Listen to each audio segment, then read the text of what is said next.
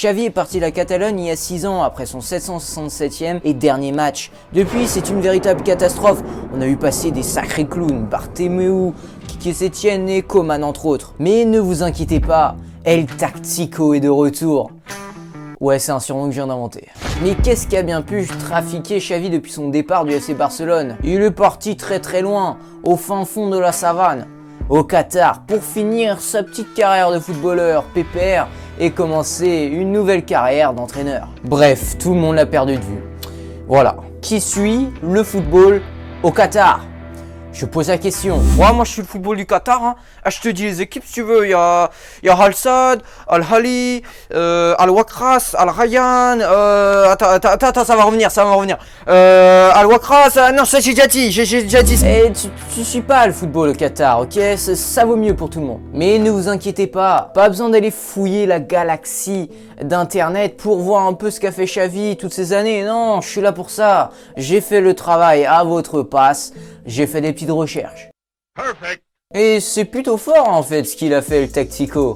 En termes de trophées en tout cas, c'est pas mal. Vainqueur de la Qatar Stars League en mai dernier. Ils appellent Qatar Stars League leur championnat au Qatar. Tout ça, c'est pour cacher le fait que leur championnat est claqué au sol. Et notre cher Xavi, il a aussi remporté une Prince Cup et un petit Qatar Cup la saison dernière pour voilà, couronner le tout. Et surtout, plus d'1 an sans une défaite. Ah, c'est pas mal. Donc sur le papier, voilà, c'est nickel. Mais il y a une douille. Fallait s'y attendre. Il y a une douille. Je vous explique. En fait, cette équipe du Qatar qui entraîne Xavi, c'est de loin la meilleure équipe du Qatar et de très loin. Cette équipe s'appelle Al Sadd et en gros, c'est une équipe qui a tous les internationaux du Qatar. C'est un peu le club du gouvernement, si vous voulez. Il faut savoir qu'au Qatar, tu as le droit d'avoir 5 internationaux étrangers dans ton équipe. Xavi, lui, a des joueurs comme Santi Cazorla, André Aouille dans son équipe, ce qui est pas mal du tout pour le Qatar. Ouais, ils ont Santi Cazorla, ils ont André Aouille, mais ça fait quoi?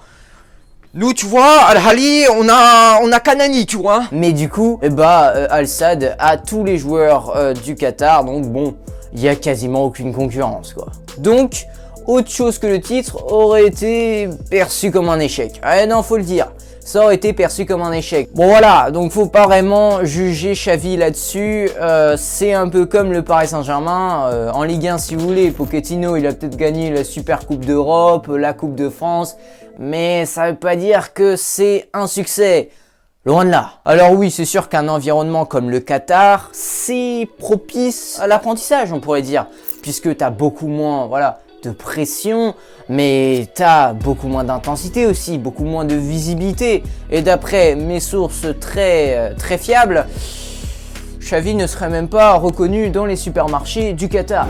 Nous nous retrouvons au Qatar, au plus proche du club qui a vu naître le début de carrière de Xavi en tant qu'entraîneur, avec notre envoyé spécial. On attend des infos croustillantes que vous ne trouverez nulle part autre. Donc bonjour Oussam, nous sommes ici pour savoir un peu plus sur la philosophie de Xavi.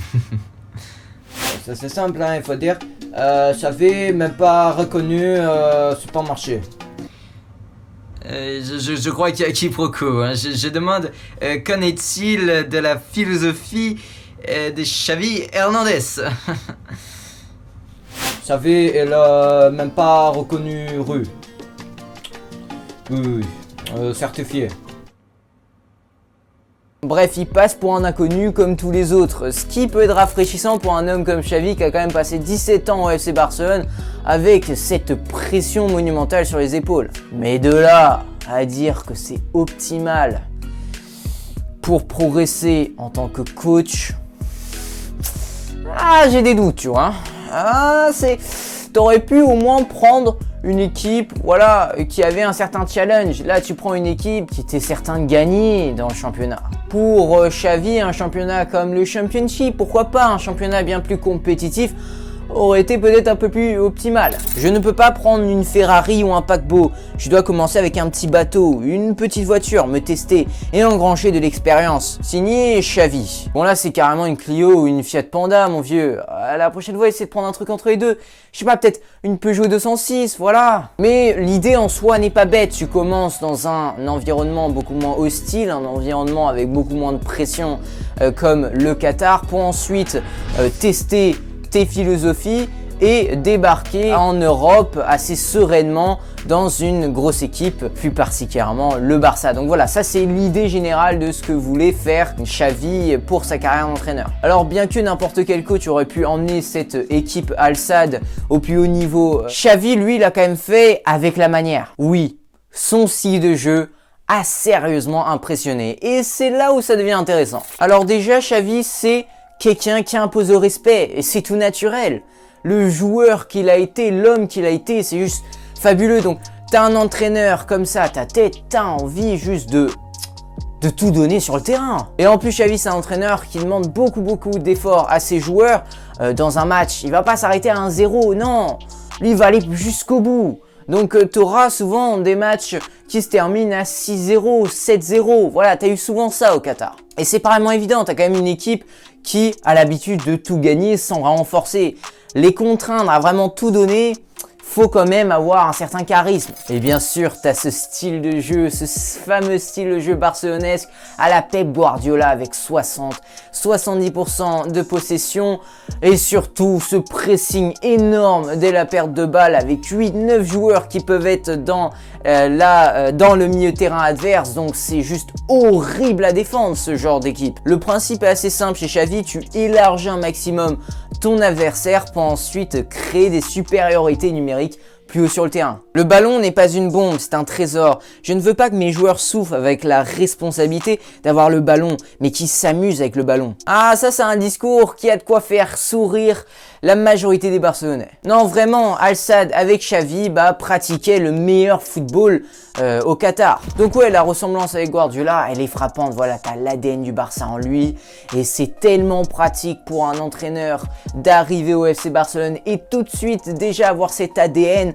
Comme ça, tu peux directement pratiquer ta philosophie sans contrainte, alors que d'autres entraîneurs qui arrivent au FC Barcelone avec cette pression de mettre en place cette philosophie de jeu, mais qui ne l'ont pas au fond d'eux-mêmes, c'est beaucoup plus difficile de s'acclimater. Et là, voilà, il y a vraiment cet avantage avec Xavi d'avoir directement cet ADN du Barça. Surtout avec le FC Barcelone, une équipe où t'as pas de temps d'adaptation. Voilà, il faut tout de suite performer. Mais les gars, s'il vous plaît, soyez patients. Voilà, à tous les supporters du FC Barcelone, à tous les supporters du football en général, du beau football, je vous demande d'être patient, s'il vous plaît, parce que Xavi là, il arrive dans une situation vraiment bordélique au FC Barcelone. Non, vraiment, il faut ouvrir les yeux. Le FC Barcelone, c'est le bordel.